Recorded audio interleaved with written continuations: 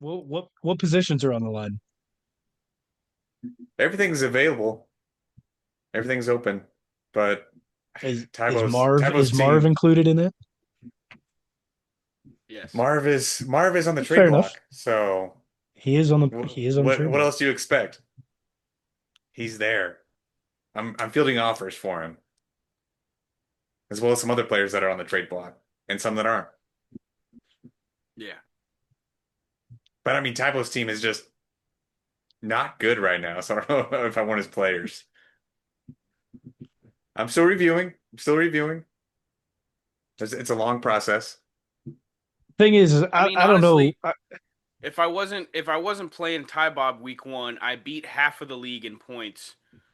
Um, I one of the other weeks, it might have been this week. I played our like reigning champ, who scores like 200 points a game. So It's been a rough like the start for you. season's not looking terrible. I need help at one specific position right now, and that's running back. So I have a lot of running backs. I can provide that for you. We just gotta work everything out. I'm gonna probably send you a counter and see what you think about that, but we'll go from there. Got a lot I to don't think know about with if that trade. I don't know, Tybo, how much you can trust Sean's valuations of players, given that he told you to bench Tyreek Hill and start I Kyle mean, Pitts, Listen, who's on his all-time listen. sit-'em list this week. That's it's another not reason like a why that league he was isn't already like 0 super 2. serious to me. So like it's okay. Like I tried something and it didn't work out. Like it was It was a based league. upon. I mean, the Falcons screwed me over in general. So like I it was just a hunch based on like a small sample size, 2 weeks of evidence, and it's It boiled down for me actually that the I was Tyreek not in Hill this part was league was not 2 weeks of evidence. That was as a long as year he's and a been half. in Miami's worth of evidence. So But I was going off of this was a league that I was not in with Tybo, so if you guys haven't caught on, I usually pick people to sit for Tybo's team specifically, so that's probably why I get an F every single time. Well, Sean, he he's was on your he's all-time sit-em fine, list. but Kyle Pitts was on your all-time sit-em list. You told Tybo to start him. How the rest of the week turn out for your start and sit? Rest of the week for just the tips. Probably gonna get an F, but I don't think I deserve it with this one. I could settle for a D easily. It's still probably gonna go to Tybo next week, but start him. Carson Wentz. Not his fault. He still had a fantastic game for what he did. 14.4. The Vikings defense was just a little too good for the Bengals, and that's where they really let the game get out of control. So there was no reason for him to keep throwing the ball and getting touchdowns. But he got you 14.4 if you started him. it wasn't the whole of the Vikings defense. It was this guy named Isaiah Rogers. We'll get to him later. Don't worry. Don't worry. I got a little special something at the very end for this. Running back, Ja'Cory Krosky-Merritt.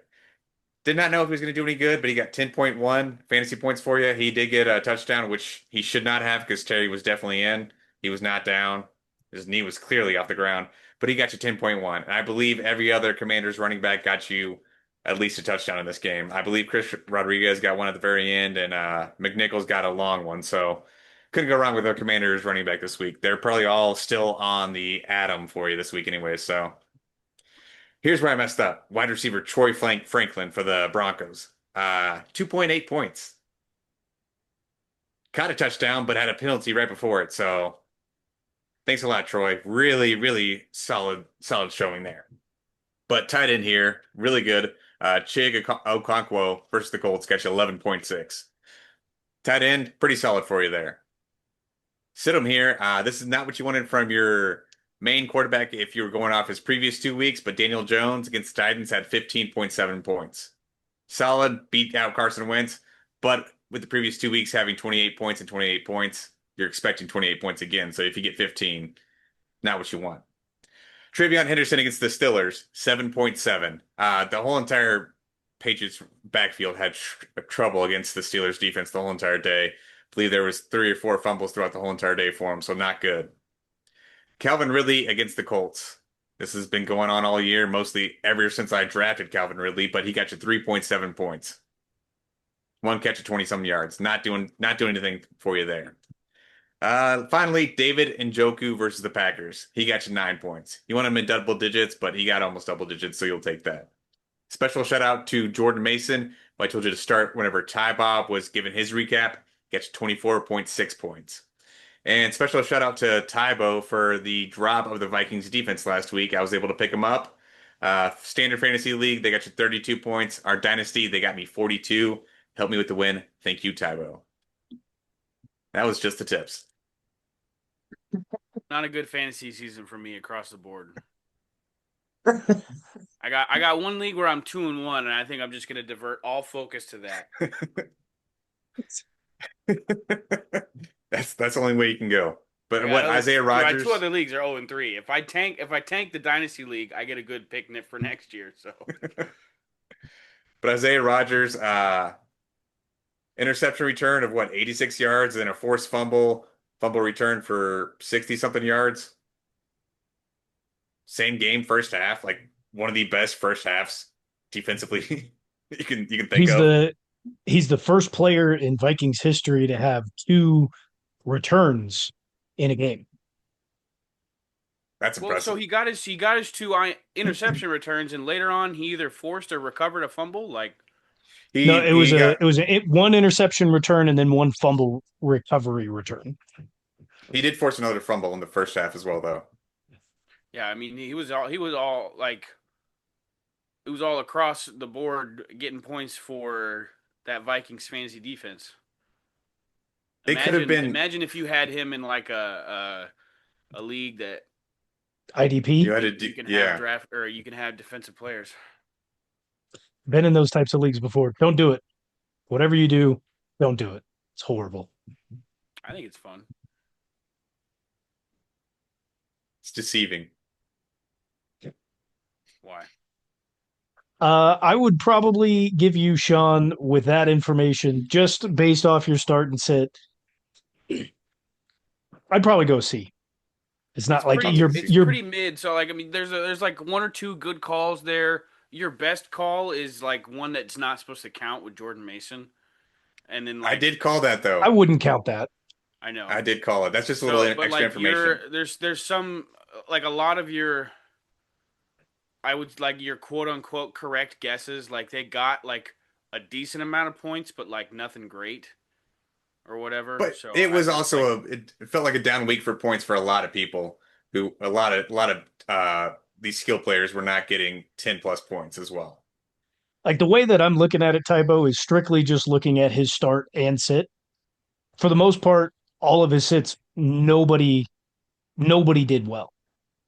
And everybody who was on his stardom, they didn't do well. But if you're searching for somebody to fill a spot, whether you have injuries or you just drafted poorly, those guys are probably going to help you if you've got a poor team.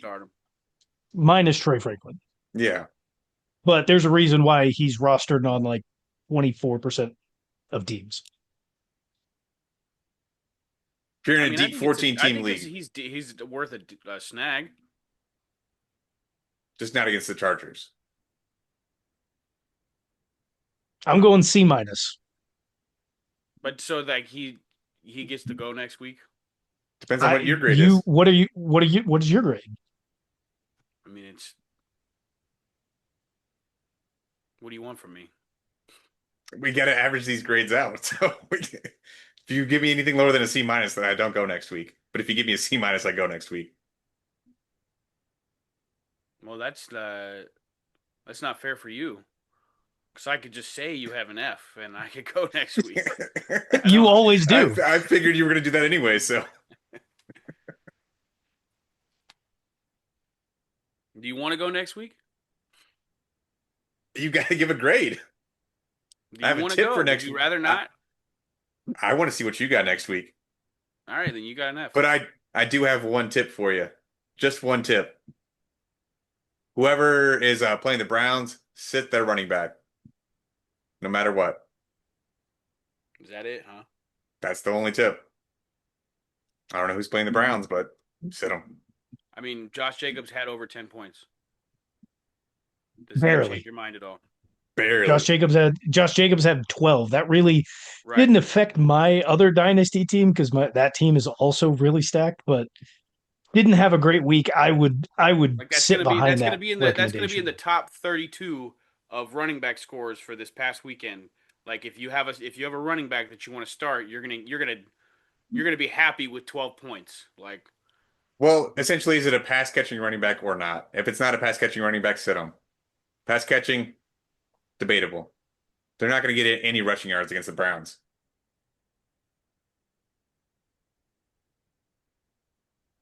Best rushing defense in the league right now. And you yeah, would talk about that. I mean, I overall, might start the running back playing against the Browns just to shut you up. Immediate F. I you go that way. It's not just the running backs. Jordan Love looked really bad in that game. Now it is also pre-Toyotathon, so this is what we expect from Jordan Love. It's not good play pre-Toyotathon. Um, but Are the Packers the Saints of this year? Start off super hot the first two games and go straight doo-doo? Please, dude, like break your own neck, dude. Like that's a terrible question to ask. The Saints are the Saints of this year. Like what? No, the Saints have no, the not Saints scored like started off 80 5-0 points in the last first two year. They games. suck is the point I'm trying to make. Like we knew at 5-1 last year, even if they didn't get any injuries, they were still gonna suck. Is that a joke? Yeah, Are the Packers Packers the Packers are Saints not of that last bad. year? No, the Packers have a really good defense. The Saints never had a good defense. Offensively, then. Referring to last year into this year. Do we see the Packers offense figuring it out if they're not playing the Browns, though? Everybody has it figured out besides Jordan Love. Like this is not this is not a single problem besides this is not anybody else's problem on that team besides Jordan Love. And we all knew all three of us have sat here and questioned Jordan Love's ability to lead a team and we all kind of saw something like this coming. For years. So, I will say the one thing that did not help him uh, in their wide receiver room of only wide receiver twos, they've got 12 of them. Jaden Reed breaking his collarbone and being out, that was his number one target. Regardless of anything, that is his number one target. Losing next him, man up. That should not I'm screw you guys I over. With Like all the next wide man I receiver up. don't twos, disagree. yeah. I don't disagree. I'm just saying the one receiver that he's most comfortable with no longer in the game. You do have to get around that, and I think Matt LaFleur is a really good coach. I think he's a really good offensive play caller as well. You have to figure that out against the Browns. We just watched the Ravens absolutely boat race them. Wasn't even close. You've Yeah, but got the if Ravens you're going to defense did be a lot in that game, too. so we're sitting here saying all season that hell Tybo said it last week when they played the Commanders that this could be the best defense in the league, could be, Well, and I and mean they just went out there and they held another NFL team to 13 points here. Like they I defense did mean, their job. it they did their job in holding them, but also that Browns offense is probably good as like Fresno State. Like, what do we? You you gotta you gotta get some interceptions. You got to get some fumble recoveries. You got to do something when an offense is that bad. You got to go out and do something, especially if your offense isn't doing anything either. So hey, I was watching that game with a friend of mine who I don't agree with a lot on football philosophy. And the Browns scored late, and it was 9-10, and they were going to go for they went for the extra point, like they kicked the extra point. And my buddy is going, you go for two to win the game, and this is like there's 3 minutes left in the game at this point, and he's still like, you go for two to put yourself on top, especially because there's this amount of time left. Like, do you guys kick the extra point there, or do you go for two with 3 minutes left in the game? Do you try to go up by one? Because You're reasoning not to putting him any was faith in like, your defense at that point, though. that's what I was saying. Your defense has held the Packers to 10 points all game. Like, I'm going to go out there as a coach. I'm going, boys, one more series, one more stop. Like, I need one more drive out of my defense, and I'm kicking the field goal, or I'm kicking the extra point. That's also putting faith Are in. either of you even like hesitating like that we might go for two in this situation? If you have the Browns defense, I'm putting them back out there with 3 minutes left. Well, you're going to have to either way, but Well, yeah, no, but I'm putting them out there with the tie game. Yeah, yeah, probably. There's a slight hesitation, but not enough. I just send the unit out there to kick it. Feels like under a minute or something. I'm going for it though. like so zeros on the clock. Different scenario. You just scored a touchdown and you're down by one. Do you kick it and taking it to overtime, or do you go for the win? For the win Go for the win. every time. Every time. Sounds a lot like Brandon Staley. Well, Look what happened to not him. really, because he'd go for it on 4th and 20 inside his own 35.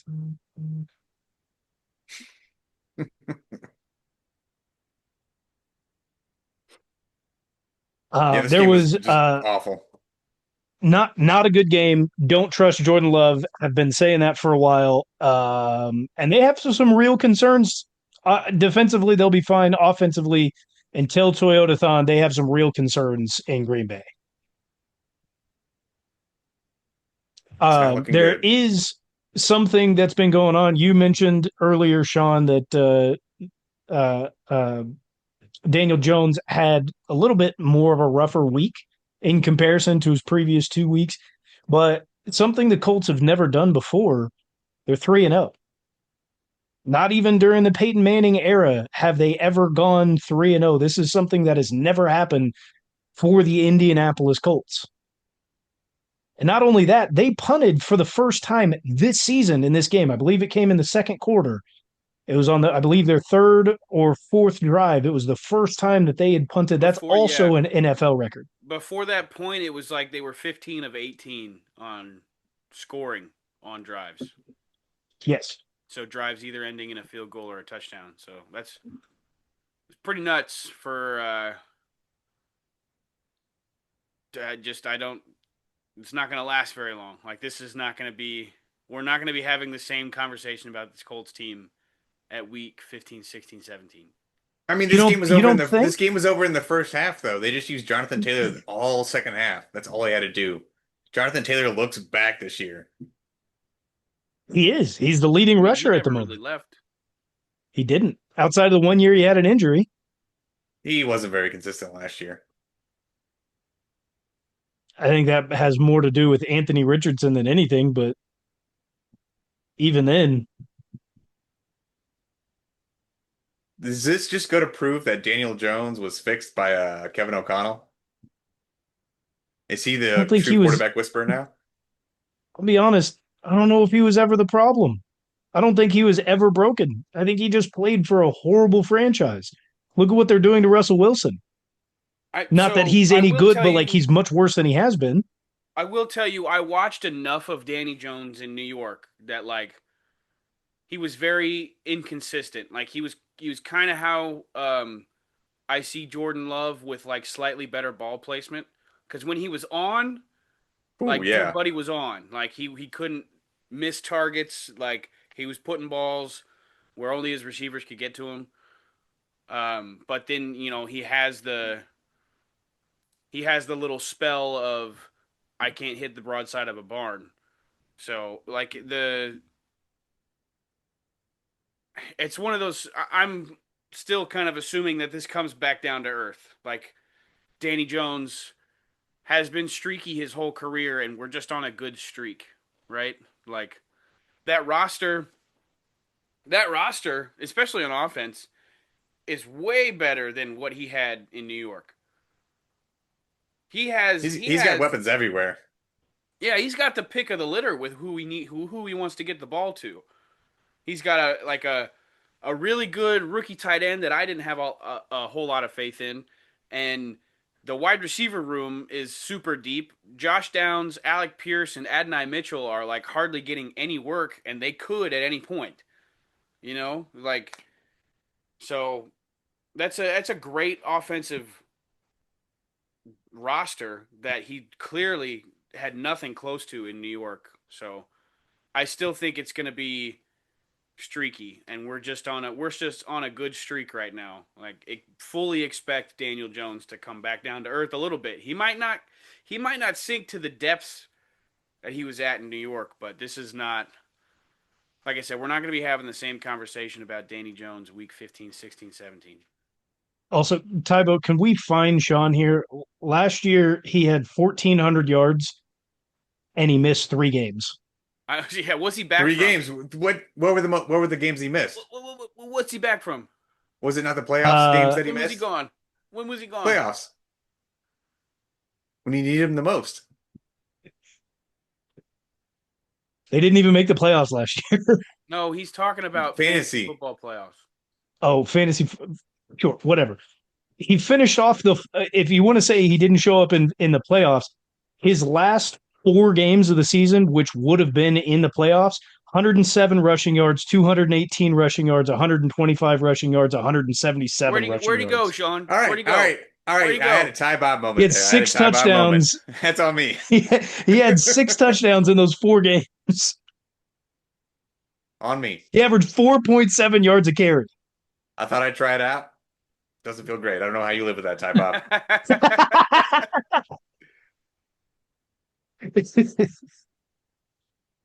Is he far more ahead this year than he was last year in the same point in the season? Yes. He had a little bit rougher start to the first 3. He had one good game out of the first 3 last year, so I'll give you that. That he is much better, but there's also so many different changes that have happened with this team, mostly around number one, quarterback position. They don't have Anthony Richardson. Also, they don't have fucking Joe Flacco starting for them because Anthony Richardson can't play. Their offensive line has primarily also been fixed. You have you've got the staple in Quentin there at your left guard position, but then the rest has kind of been moved around. They've made a lot of changes. That helps in the run game. It's helped in the pass game. Michael Pittman Jr. has stayed healthy. Josh Downs has stayed healthy. The one guy who's an outlier on that team is Adonai Mitchell, who was an early pick for them and hasn't really done anything. But their defense also hasn't gone anywhere. Their defense has been good this whole time. They've just been out on the field for 90% of the time because they've had crap quarterbacks in the backfield who can't hang on to the ball. You got a point. So for me to say this won't last for 15 games, I'm not saying that it will.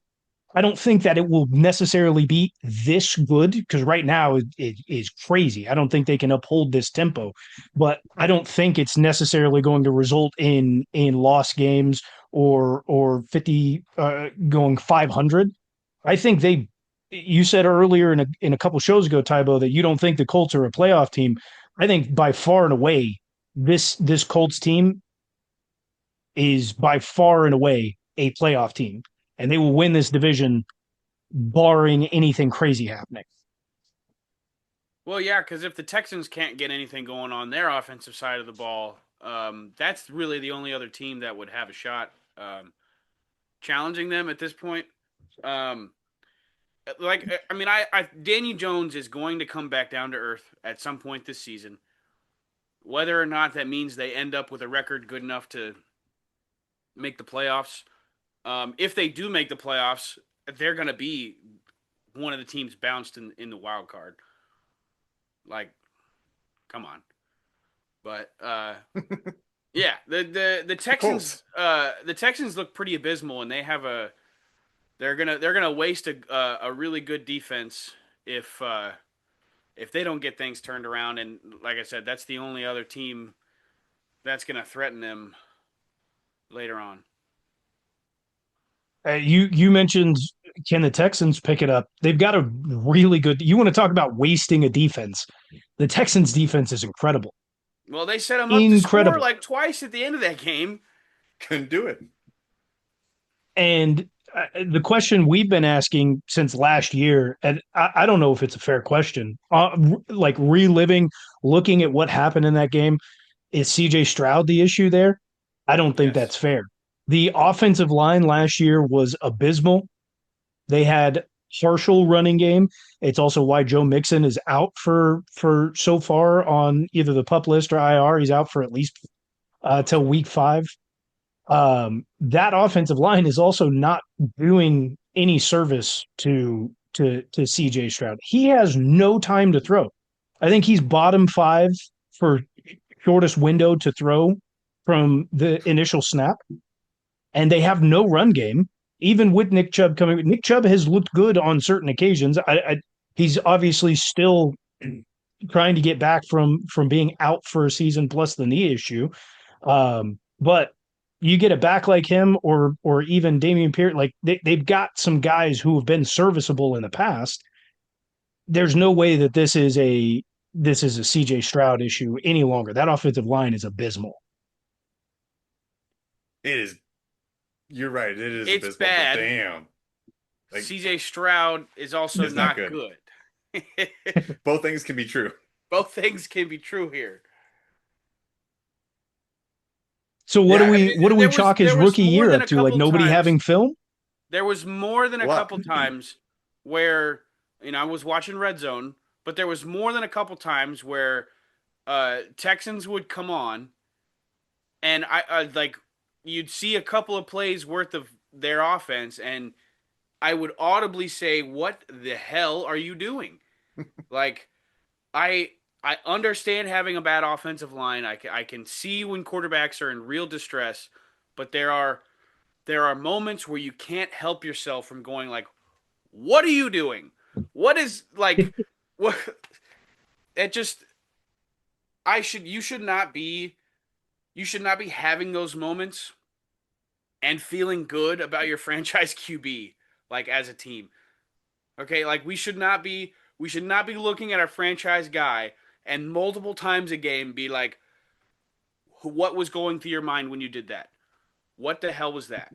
Okay, CJ Stroud is having those moments like every game, and I get, like I said, I get he has a bad offensive line, but I do not think he's bottom 7 starting quarterbacks right now, dude. Ooh, bottom 7. Bottom 7.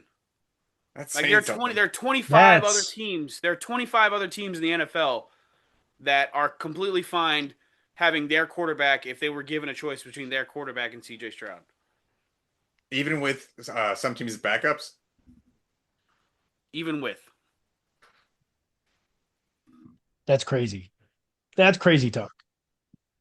Mm, maybe last year we could have called it crazy Is talk, it? but this year it's proven it's not good. He is bad, bad. Is Marcus Mariota the best backup in the league? I think he has been for a while, honestly. Yeah. The 5 games that he had started as a backup before this, it was like over he was pushing 400 yards and no interceptions. So like extremely serviceable. He's not gonna do anything flashy, and you're gonna have more quarterback designed runs than you would with your normal quarterback. But what he's going to do for you is be extremely serviceable. Would you trust him in a big game though? I mean, if you had I mean, to, he's like been he's been in a if big your game. starting quarterback is down, there might not be another backup quarterback in the league that I would point to and be like, I want him over Marcus. Honestly, I think he should be a starter in this league still. Like you asked, would you trust him in a big game? He's been in a big game. He wasn't the reason that they lost either. He played really good against the Kansas City Chiefs in 2019 in Arrowhead. Like they easily could have won that game, and Patrick Mahomes was just Superman, as we've always seen. And obviously, the Chiefs had a lot of talent around. Um, and I don't even know if they coached the Titans, being they. I don't even know if they coached to his strengths. I don't think they coached to AJ Brown's strengths. They had Derrick Henry, so it was a different dynamic over there. But this it, Are we for? I mean, this are is we also a forgetting very his stint in Atlanta where he like clearly lost the job? who Well, he doesn't also got lose the hurt job in though. Atlanta. He got hurt that year. That's also another point. But also, who doesn't lose the job in Atlanta? Michael Penix. The Green Lizard. He's losing it right now. That was ass. I'm just saying this is also maybe Sean a perfect situation for Marcus Mariota to be in. He can Jaden be the guy for Daniels a little and bit. He can't be the guy for a long time, possibly, essentially. but I'd say that probably given his age, but also he's the same style of quarterback that Jaden Daniels is. Obviously, on the older side, I don't think he's clearly Oh my not gosh. as talented. The style is still the same. You A can't you mobile can't say quarterback, that somebody about who can. quarterbacks that can run. Okay, like just because a quarterback has like a that the quarterbacks are like a little bit faster than your average quarterback, you can't just say that Marcus Mariota and Jaden Daniels are the same style of quarterback. They are not. They're not. They're not. What's the difference? So for the most part, you're like the way you run your offense with Marcus Mariota has a significantly increased amount of designed quarterback runs, and we saw that on Sunday. Okay, Jaden Daniels. Okay, He's like a scrambler. gunslinger, West Coast style. Like he's going to get some quarterback rushing yardage, but that's through mostly through scrambling and playmaking. Like he's gonna be running all over the backfield before he lets go He's of the making a ball. play. He's making a play instead of Yeah, a play called for him. right. You're not I going got to you. run a quarterback draw with Jaden Daniels. You're not going to run a quarterback off tackle with Jaden Daniels. Like they are not the same That's style quarterback. okay. That's fair. That's fair. Mariota is more of like a run first quarterback, pass second. I can see that. He definitely doesn't have the arm in his older age that Jaden Daniels was, and No. I wasn't meaning that he did or does. He may have back in the day before the Titans ruined that.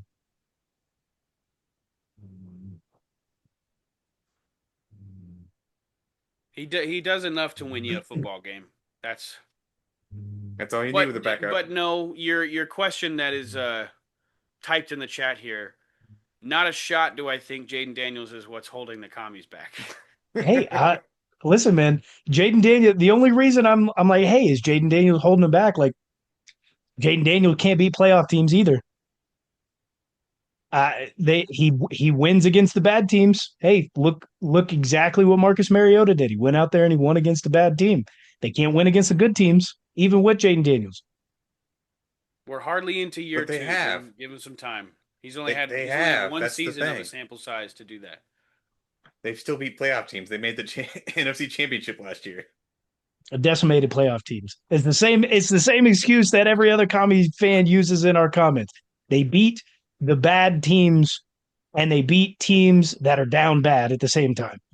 That's you can be good and still have 90% of your roster What out, about like what about a like team the that is Lions what did. about a bad team that's also down bad? Do they beat those? Yeah, A bad a bad team with a lot of injuries? Can they beat them? No, they lose to them. Oh. I mean, they did just beat the Raiders, so that's a team that's down bad all the time. They thought that Geno Speaking Smith of was the answer. Oh, oh.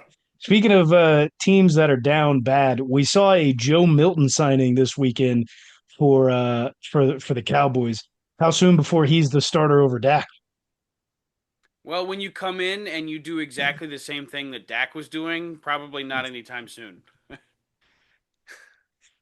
Oh boy, we get to see Joe Milton. Oh, interception. Wait.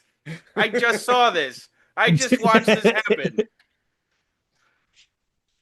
I will say, man, the Bears have a very good defense. That's one of the things that they had last year. Again, they're just out on the field, or were last year, which was one of the problems. They were out on the field far too often, which is how they got beat in a lot of games. Ben Johnson seems to be turning some things around there on the offensive side. They got Shane Waldron out of there, and Rome Odunze looks like exactly what we expected to see out of college. Um, there's just the one thing that I thought was incredibly funny from that game was the flea flicker. Luther Oh, Burden, that Missouri was boy, ugly. gets a crazy touchdown, goes nuts on the sideline. It's actually not that bad of it. It was actually a really good pass. Put it No, to him the on the pass was sideline, great. The but the the flick but back was terrible. the Yeah. pitch back from it was bad. And Ben Johnson is just mean mugging over on the sidelines while everybody else was going nuts. And I can tell going through his head, he's like, "We got away with one right there," because the pass back from DeAndre Swift, that was a rainbow Steph Curry shot that just happened to go to the perfect spot with just enough time for Caleb Williams to get that off. Beautiful pass. It was perfectly executed post the toss back. But DeAndre Swift, you cannot rainbow arc a toss back to the quarterback. I did not think it was going to end up that well for him. I thought it was going to go horrible. As soon as I saw it go, I was like, "Oh, Caleb's about to get ate up." I saw a video going over that game from the perspective of a Cowboys fan. It was like, we're letting DeAndre Swift, who's got the worst vision in all of football, run all over us. DeAndre Swift chooses not to hit holes most of the time. It's funny. Um, but Cowboys defense, bad, Bad. very You know what they bad. could you know what they could really use? A A pass rusher, pass rusher. an If elite only they would pass have paid rusher. him. That's all that defense is It doesn't really, get really missing right now. it really doesn't get that much better for the Cowboys. They've got up next the Packers. Jets Gonna get haven't clobbered. looked horrible. There's 0-3, but they haven't looked horrendous this season. They've been in two of the three Um, games till the very end, so yes. Honestly, I think it would Um, be it would track for the Cowboys if they have a bad season, have a top 10 draft pick next season or this off season, and it's a pass and rusher, draft a pass rusher, an bro. elite That pass would be rusher. so Jerry Jones. But that's the one thing that they're good at drafting is wide receivers and defensive ends. Like that's their bread and butter. Has been for a really long time. And it seems like it could go that way looking at this schedule. I mean, it does not get their easiest game, their easiest games are going to be the Raiders and the Panthers and the Jets. And I don't know if and those those aren't are even easy necessarily going games. to be easy games for them. And Those are gonna be and very with hard games CeeDee for Lamb them. out for potentially, here's the other thing: CeeDee Lamb is potentially out for the next 4 games. You gotta be Who's shitting me, who's man. Dak throwing to? I would Who's Dak throwing recommend to? it be longer than that if you actually saw what happened to his freaking foot, dude. Ankle, Yeah, foot, it whatever. almost James Like, Connered it. Mm. I mean, that should not take only 4 weeks to recover. Why did That's the initial you report you guys think the NFL is actually rigged when it comes to bets because they forced do you think they forced CeeDee Lamb to go back out there so it would mean all bets were still valid against him? because he had Oh enough yeah. snaps. No, because he came back in after the first quarter. If someone gets hurt in the first That's quarter, all right. bets are Yeah, void. they void And he tried to go back out in the second quarter, and now all bets were valid against him or on him. You think that's one of those like rigged moments where the NFL is making him go out there? Absolutely. You I know how many think it people put looks money bad. on CeeDee It looks Lamb to score a bad. touchdown? I think the optics are I don't think this is like I don't think this is like the Tom Brady ownership optics, where like that looks bad and there's potential for that to be really bad for him being in like the production meetings and what like the optics are bad and the situation is bad. The optics for this sort of thing look bad. I don't think it actually is. Um That was a CeeDee big Lamb thing and circulating the internet last night was yes. uh yeah. NFL is rigged. CeeDee Lamb goes back out after breaking his foot or ankle. Like, CeeDee we saw last year with it, and this is why it like looks bad, but it's not really bad. CeeDee Lamb proved it last season when the Dallas Cowboys were out of making the playoffs. and he still came back in the third to last game where he had his really messed up shoulder. Came in, played 3/4 of the game, put up his stats, got I think it was a win for the Cowboys before he just broke on the season because they were then numerically out of the playoffs or mathematically out of the playoffs. It looks bad, but it's not really bad.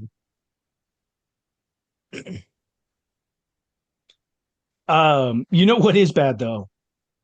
What in the world is going on with the 49ers? We talk about this every single year. It's year after year I mean, after year. Cardinals aren't that much better, but I mean, I'm not even saying like they look you just bad mean as a team. injuries.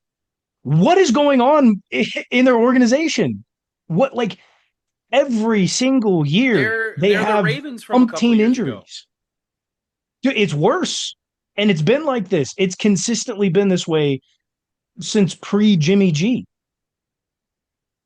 They made a Super Bowl the one time they were healthy, the two times they were healthy. And they complain about the field both times. Like Their field is terrible. at, at some point there has to be an investigation by the NFL on what is going on. Some of this stuff is freak accidents, right? But like, how does George Kittle miss an ample amount of time every season?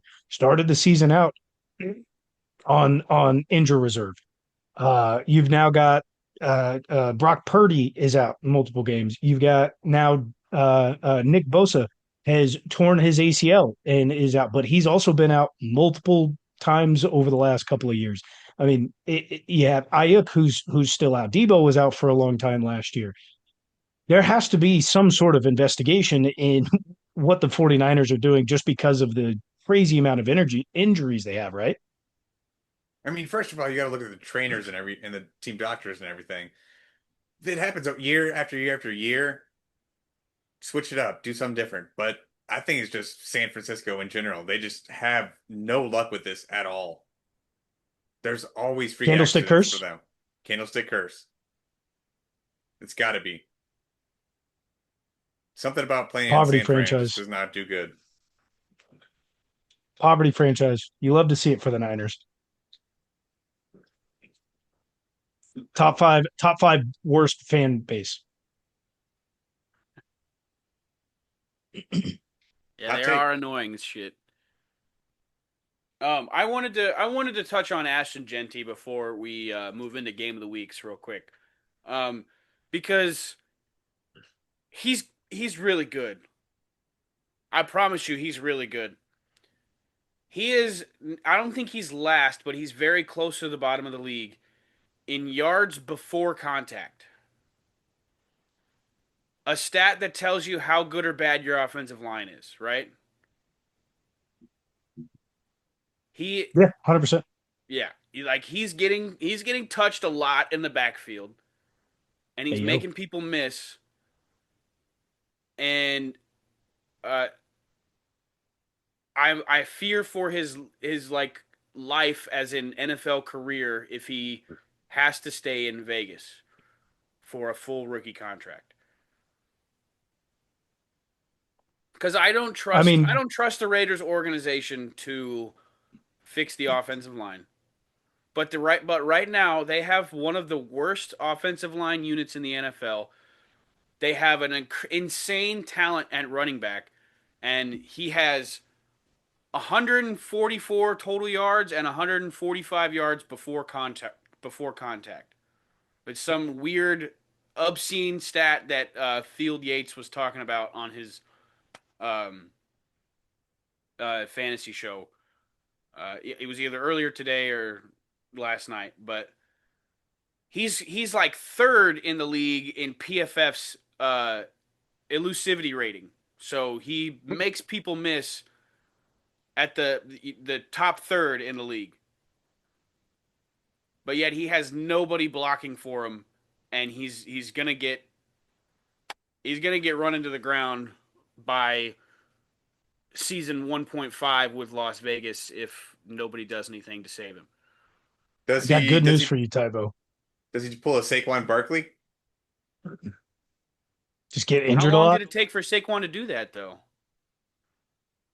Whenever he was done with his rookie contract, get injured, but he's still a great player. Then finally he just leaves for a division rival. Yeah, I got good news for you, Tybo. Here's the other thing.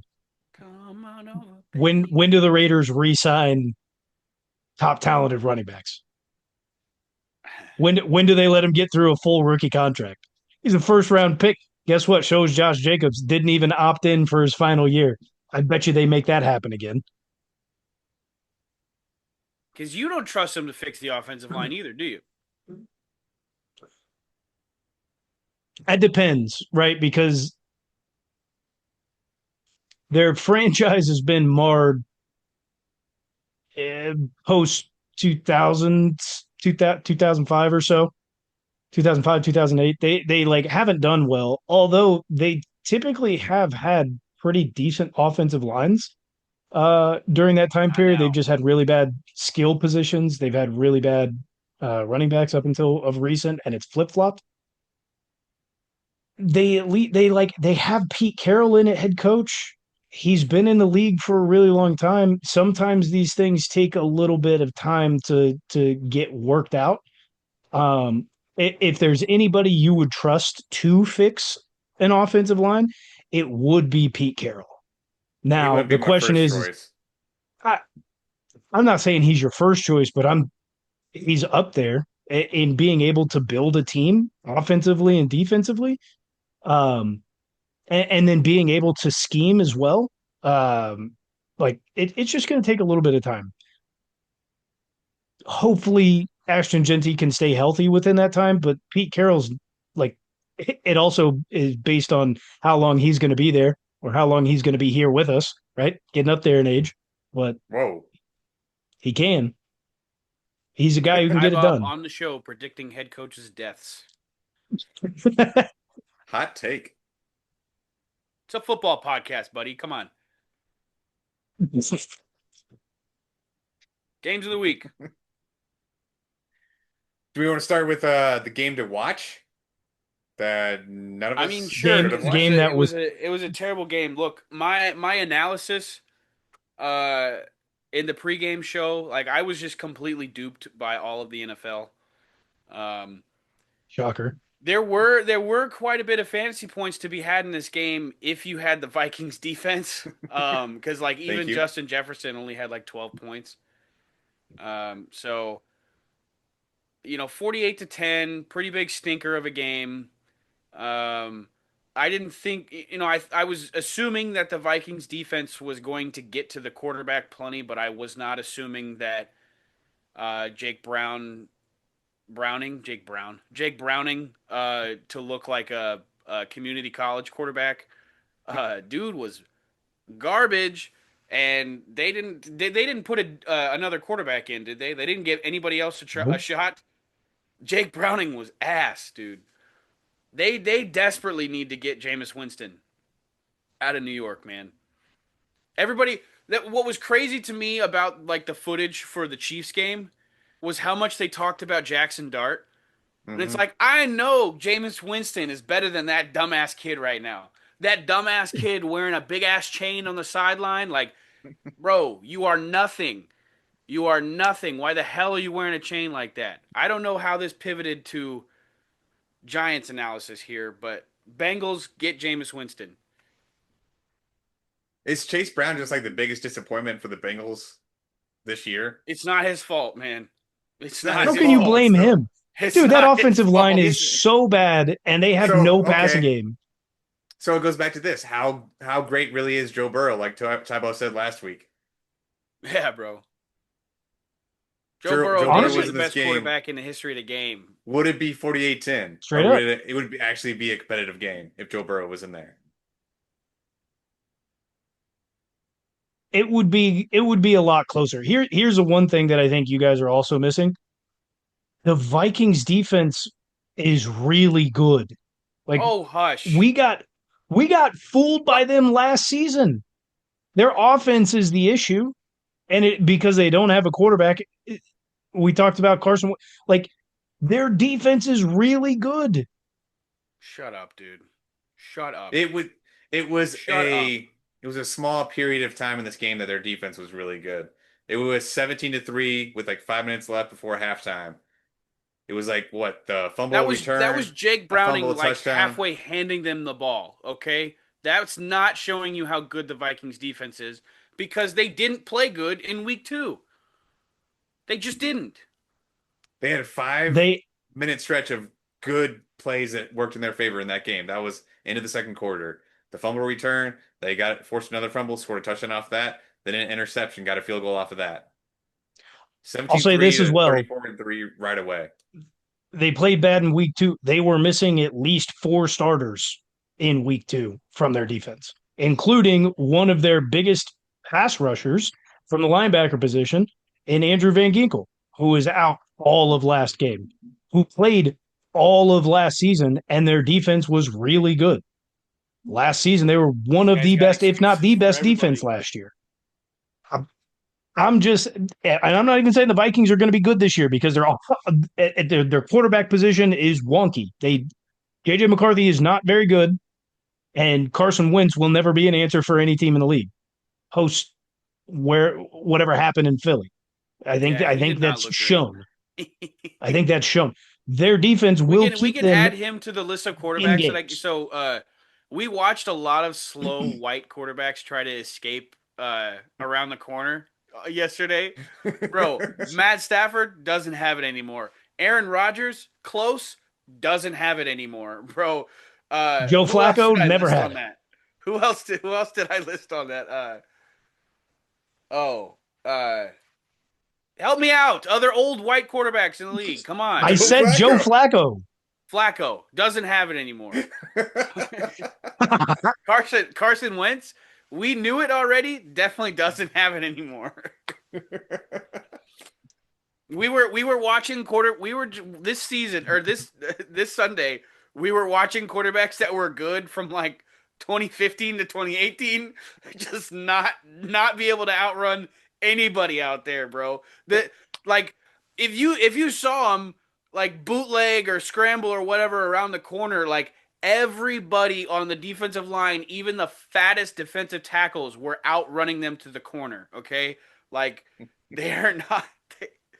There's sooner or later gonna be a changing of the guard with some of these quarterbacks, dude. Like they're slow as hell, dude.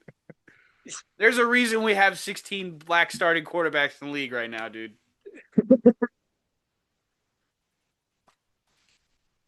It's going to be much sooner than later. But let's move on to the actual game of the week. The one I picked right: Rams versus Eagles. Rams 26, Eagles 33. This I was a wasn't very happy very with it. I was pissed off at this the whole entire time, especially after the first half. Eagles only had 33 total net yards in the first half. I thought it was going to be a clobbering by the Rams the whole entire time. Rams had over 100 rushing yards in the first half as well. This was all looking great. Saquon finished for 18 rushes for 46 yards. Crazy stat of the week: AJ Brown, 6 catches, 109 yards, 1 touchdown. The regular season game they played last year against the Rams, same stat line. But The most impressive catch for him for the day, um, which two third and tens in a row, I freaking am yelling at the TV screen like they're going to run a hook route to AJ Brown, and Jalen Hurts is going to lazily throw it up to him, and he's going to have to snatch it Noodle away arm. from the defender. So the first third and 10 on that drive, he absolutely Lil Boyd that defender. Like Yes. this was like, I'm gonna put you to like night, like take a nap real quick. He caught it, like forced this man to the ground and ran another 10 yards. And then the next third and 10 on that drive, they run the same they run pretty much the same play. Like I don't know about the route combination on the other side of the field, but I was like, top of the screen, AJ Brown, he's going to run a hook route right at the yard, right at the sticks, and he's going to get the first down because Jalen Hurts doesn't have to do diddly squat to get the ball to AJ Brown. diddly squat. Diddly. Diddly squat. But Well, no, it there's two it big things just from looks this so game. it looked so bad at the very end though. Whenever the Rams' right tackle went out, what did the Rams decide to do? Run to the right, straight into Jalen Carter for going from second to third down, whenever you were at 32, try going deep to Devontae Adams, then you're going to kick the field goal. You're not going to try to get closer with the field goal right there. You have a chance to beat the Eagles, the team you struggle against. How are you There's not going there's a for that? there's a couple bad things from this game. Number one, on the final block kick. Last week we got a leverage penalty call. There should have been a leverage penalty called this week Especially for especially with how pussy ass that leverage call was in the first place.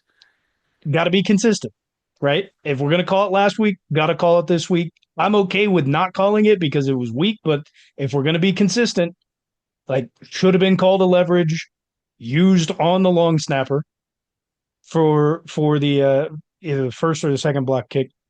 Rams absolutely blew the game away. And here's two things that can be true. The Rams blew the game. Eagles still should not have won because of the tush push. After the NFL goes, hey, we're going to call this more consistently and more tightly, and still doesn't Yeah, do it. you saw penalties on other teams on Sunday. Yeah, They didn't flag the Eagles once on the tush push, did they? They got one. They got They got one. one. They got Well, one. They missed they at flagged other least two teams. others. I know they flagged the Saints. I want to say, um, but yeah, there was definitely at least one missed call on a tush push. And here's the thing, Rams like game. you take that away from them, and the first half that we saw from the Eagles is the game plan moving forward. If we're actually going to call it correctly, what happened in the first half? They didn't run the tush push in the first half. They didn't even try to they run their couldn't. normal game plan. They didn't even try to run their normal game plan of like, hey, get 9 yards and on fourth down, we just go with the tush push. They couldn't get there because they were too afraid of having to run the tush push because it was going to be called against them because it was going to be called correctly. And then something happened in the second half where they're like, okay, we'll just go back to our normal game plan. And guess what? We're not going to call it. It has to be fixed up. It has to be taken care of. Just It will call be the game taking. correctly. It's going to be taken care of, unfortunately, in March. They're going to vote on it again then. I I Just don't wait know. till it affects Josh Allen, guys. Wait till it Here affects Josh Allen. there's a part of me that goes, yes, that's probably when it's going to happen. But there's also another part of me that goes, there's too much heat on this. Very much like there was too much heat on Jawan Taylor and his early movement, and they're still missing a ton of penalties on him. We'll get there, but all it took was Chris Collinsworth calling him out for an entire game. Twitter and commentators have been calling out this specific issue with either illegal formation or going too early, false starts on this specific play, on that the NFL cannot turn a blind eye to this the same way that they didn't turn a blind eye to what was going on the Chiefs offensive line. It's predicting it now, it's not happening moving forward. There's going to be some serious internal conversations that will never see the light of day, and something will be done about this starting in week 4 of the NFL season. Last thing I want to point out about this game was it was the worst beat of the weekend. Rams line up to kick at the end of the game. The spread is 3.5, and the kick is to win it.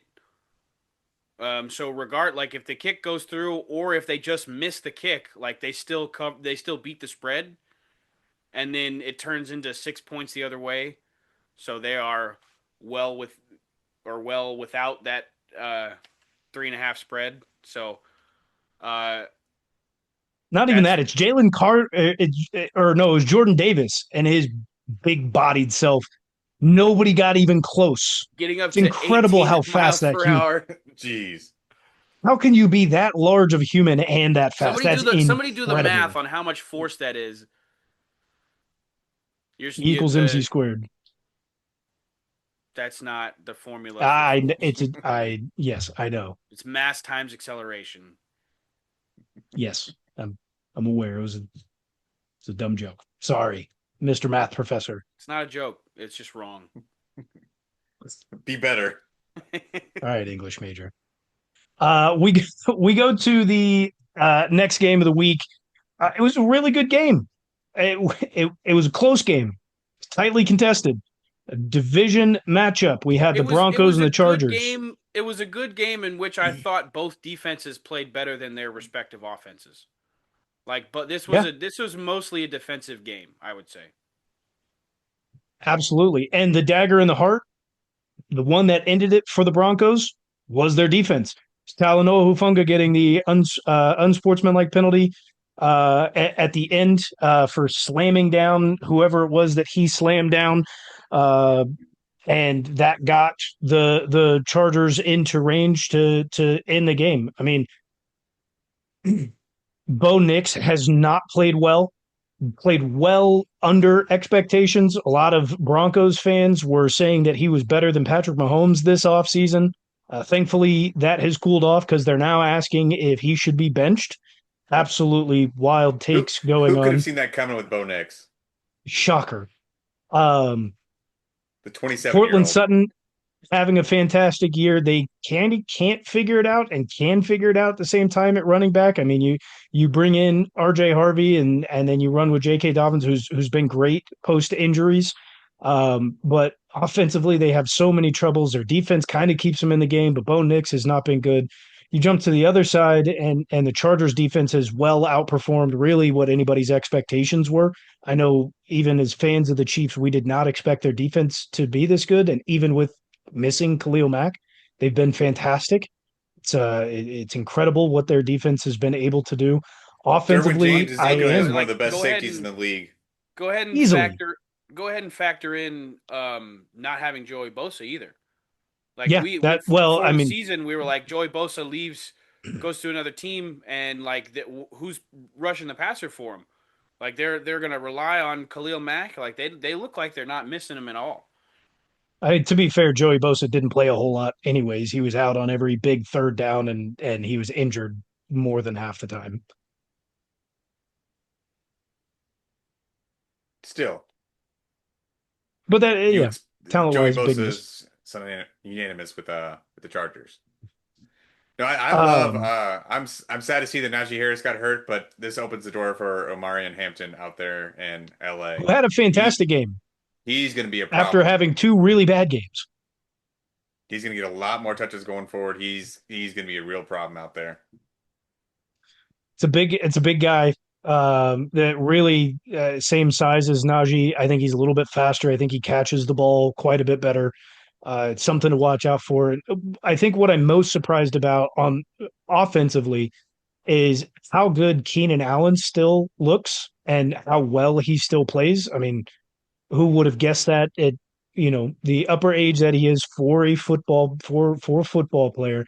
But even more surprising is how much Lad McConkey in the first 3 weeks has taken a back seat. He is realistically, in terms of targets, been regressed to their wide receiver three. In the first 3 weeks, he's pacing on targets with guys who don't see the field. Was it Gaston, Augustus, whoever that guy is, Gaston? You talking No about idea, never heard of him. the Ga- tight end Gadsden. Gadsden? No, yeah, sure, whatever. Like he's on pace with his amount of targets. Who doesn't see the field? It's increasingly worrisome, I would say, for Lad McConkey moving forward. That he Look, is not getting the chemistry or the time to work in games. you tell me the last time Keenan Allen has played a full season of football. You Because can't. You can't. when he was You simply younger, can't. he would get knee injuries and still not like I don't know. Age is nothing I would be worried about with Keenan Allen. Like he's been hurt so many times and come back and still been He a played really, really, 15 really, games last really, season. really, really, really good route runner. Um, but yeah, like he's gonna get another knee injury at some point this season, and he like the target share for Lad McConkey will be right back where it was. He played 15 to 17 games last season. Full season? I would say that's Full pretty much a full full season. season? Oh, No, that's not a full okay. season. I would Not a count full I season. would count that as a full Hmm. season. Yeah, okay. Prior to that, in 21, he played 16 games. Full season? Pretty much. I would count it. I can't believe you, man. I'm done with the. How lucky are the Chargers to play three division rivals in the first 3 weeks, though? And be Is it 3-0. lucky? I mean, I don't know if I'd consider it luck. I mean, that's a good break, especially if you can go 3-0 on it.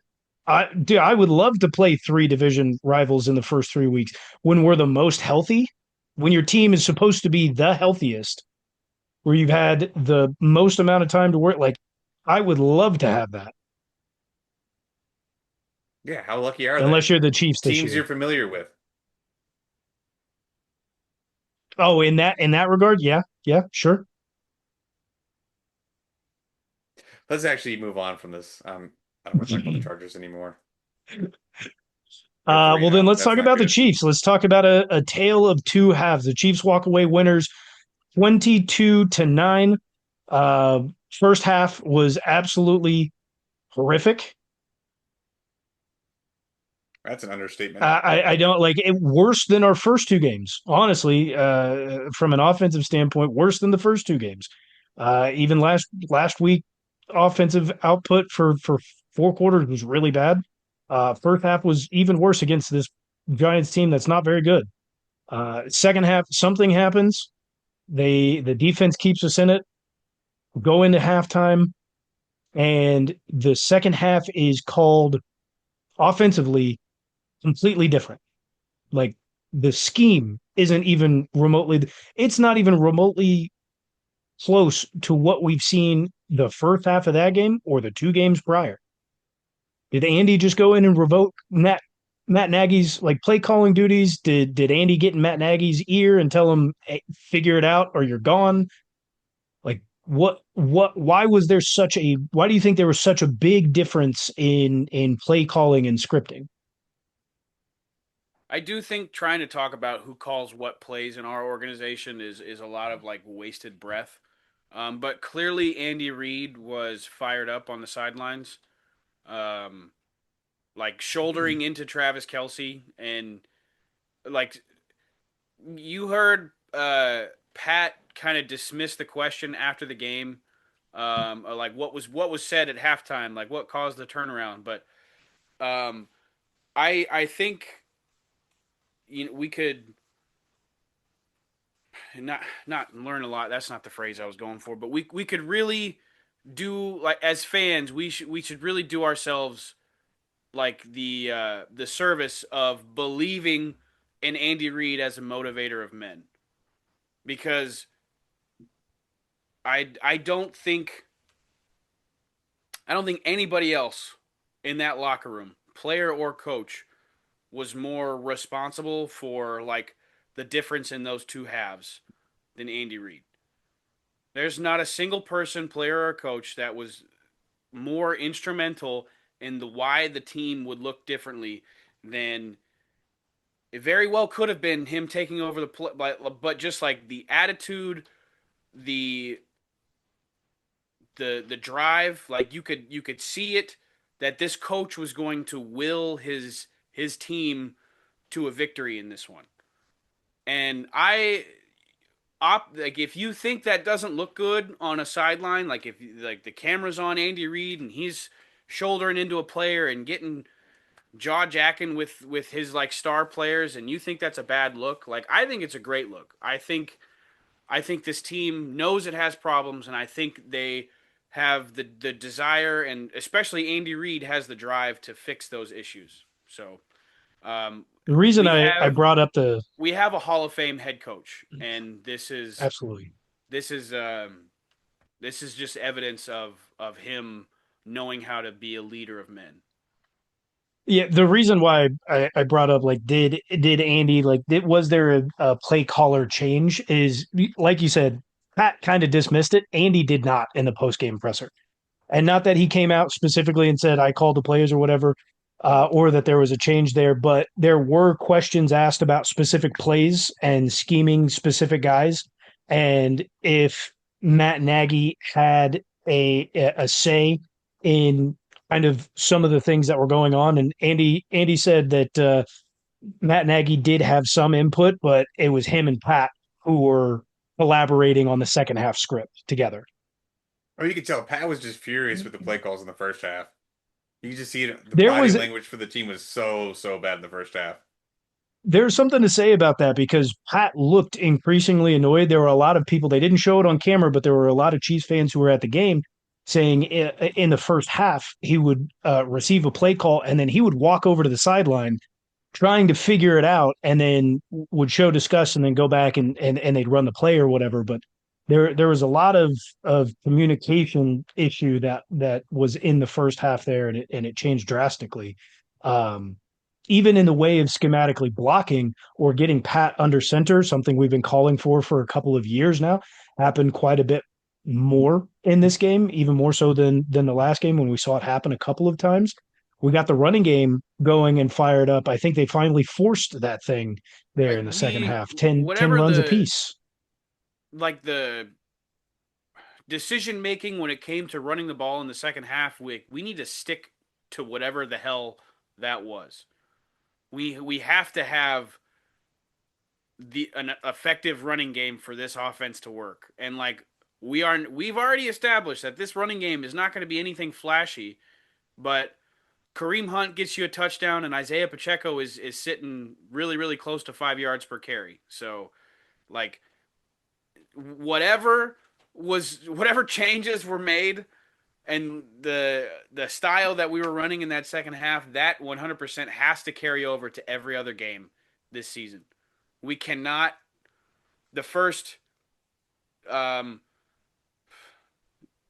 18 quarters of football this year, not it when it came to the running game. Whatever we did in those last 2 quarters is what we have to stick with the rest of the season. Have we found MVS who can catch now? Is that what we have Don't in Tyquan don't let Thornton? Don't don't compare him to disrespect MVS. don't disrespect TD Thornton like that. Hey, that that finger that Got went up that in the air, bro, that was hilarious. that I was was awesome. laughing on screen, bro. So good. Back-to-back throws in the Um same spot in the field. One you actually catch for a touchdown, and you do that at the end. Love it. he's shown a lot of spark, man. He has and I think it's working out as quickly as it does because like he didn't play very much last year, but he was with the team last year. He got to learn this the Yeah, he's scheme. not a rookie. Like this is third or fourth year in the league. Like Yep, former second round pick, exiled from the Patriots, spent a portion of last season with the team, learning the playbook, ready to go as soon as his number's called. This is going to be a good story for him if he can keep it together. And he's shown kind of through 2 weeks that he can do it. And I think he's going to open up the game for a lot of the other guys. Even with Rashid coming back later on, week 7. Who knows what's going on with Xavier Worthy?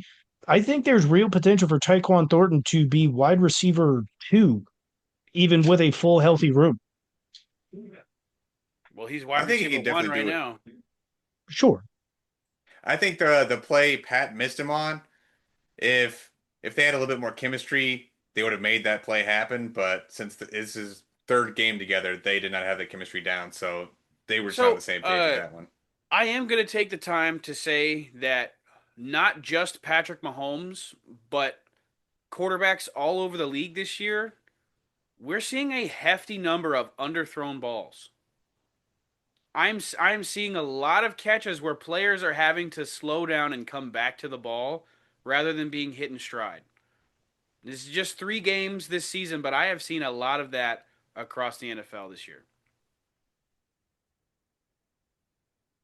And Pat What would being you? just as much of a culprit as anybody else.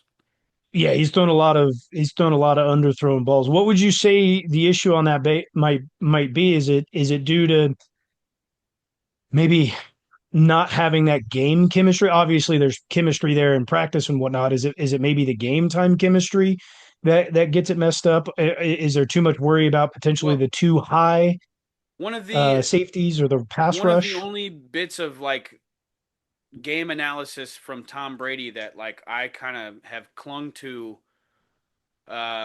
since he's retired is like the erosion of developing quarterbacks in the NFL. Like we are so draft draft your quarterbacks early, and if they don't work out within a year or two, like move on to the next guy.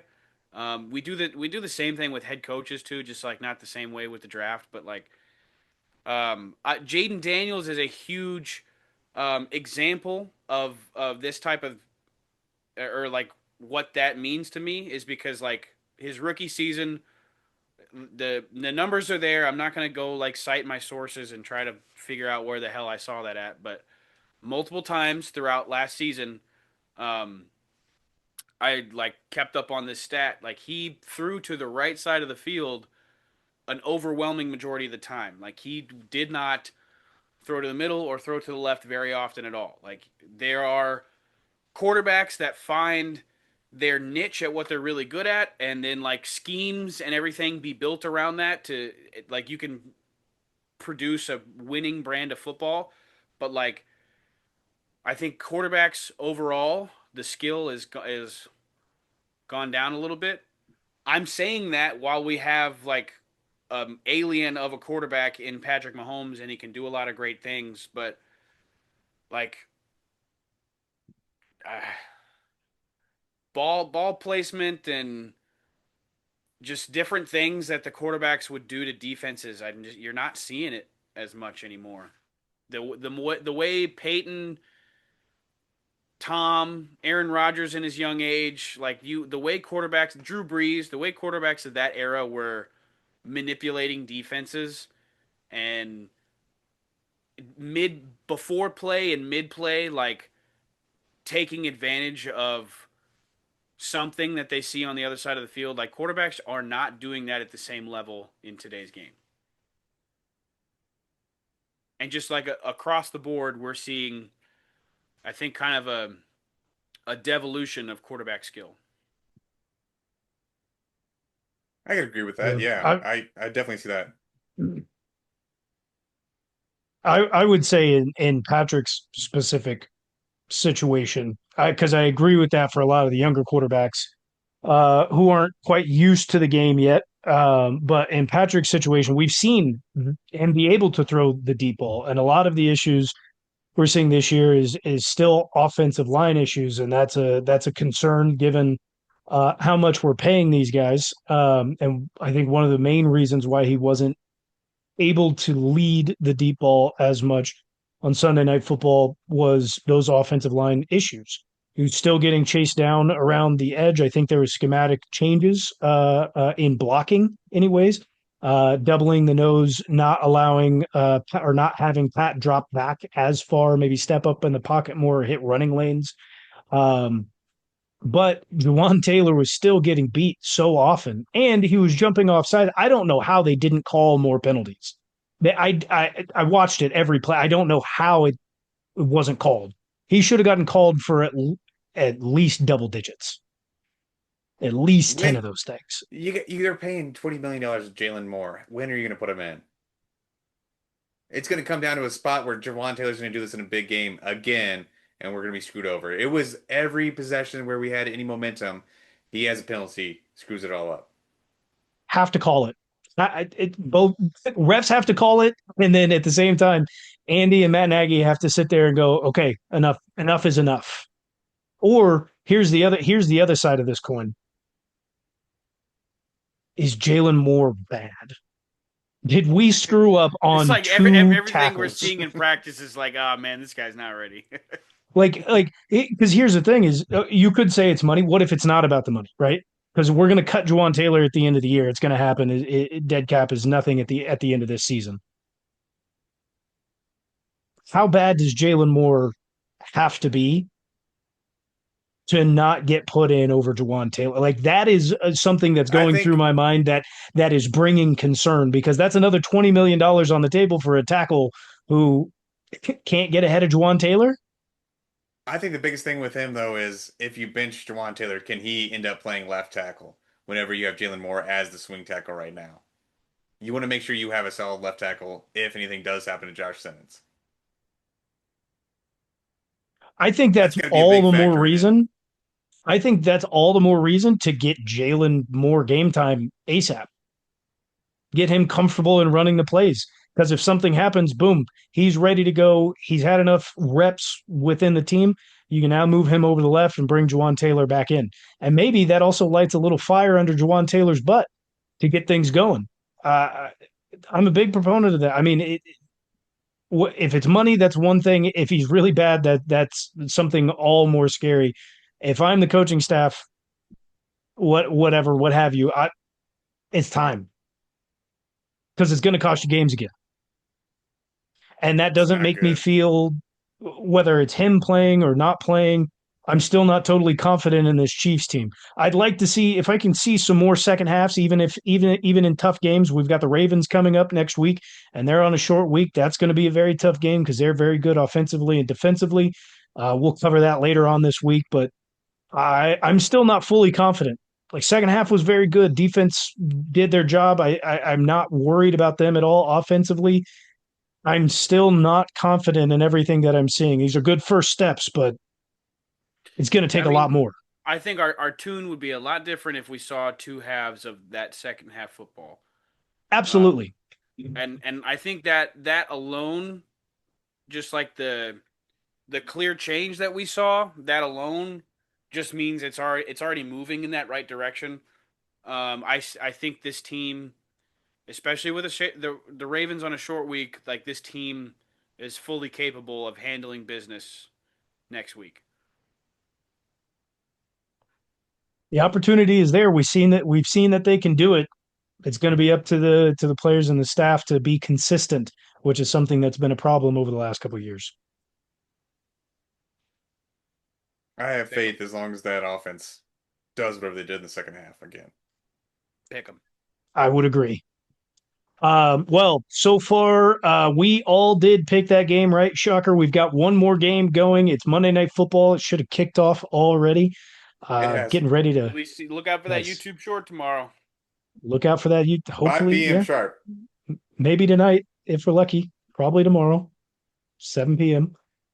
Um, but shocker, Tybo is going to come in last. There is no if, and, or buts about it.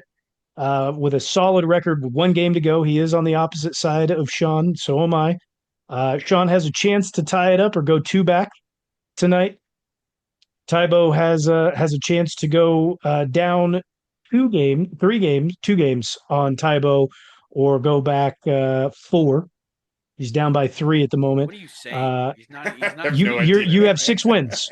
Sean has 3 wins. I have or 9 wins. I have 10 on the weekend with one game left to go. We do have an Ireland game next week. It's the first of the mini games that will be played overseas. It's an 8:30 a.m. Central Time kickoff. We do have a Thursday night game before that. Let's pick that real quick while we're here. Seattle Seahawks, they're heading into Arizona, taking on the Cardinals, who are 1.5 point favorites at home. I will pick first. Damn. Sean, where are you going? Second? Sure, yeah. You're gonna pick the Cardinals. I'm not. Simple as that. You're Hmm. gonna you're gonna you're gonna back your boy. Hmm. Am I going to back my boy? They've got a really solid defense. James Conner is out. Marvin Harrison Jr. is being disowned by his dad. Because they played well against the Uh, Niners. so give me the Seahawks. Oh, Uh, surprise, surprise. surprise, surprise. Damn it. That's why it was in my head. All right, yeah, go ahead and give me the birds from Seattle. I'm not picking the Cardinals. So Go ahead and call it, Tybo. I'm good. Well, with one game left to go, we'll keep you apprised on how that looks next week, or at the end of the week, where we will give you a full preview. Goodness, There you go. of NFL Week 4. Man, season's moving fast. It I don't always like it. does. Until next time, go Chiefs. Oh, Go Chiefs. Chiefs.